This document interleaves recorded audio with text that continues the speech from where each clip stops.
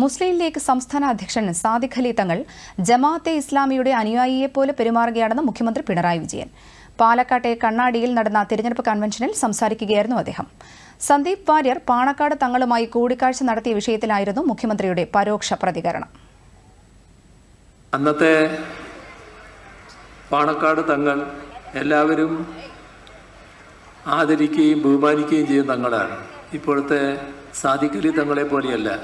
സാദിഖ് അലി തങ്ങൾ ഇപ്പോൾ ജമാഅത്തെ ഇസ്ലാമിയുടെ സാധാരണഗതിയിലുള്ള ഒരു അനുയായിയുടെ മട്ടിൽ പെരുമാറുന്നയാളാണ്.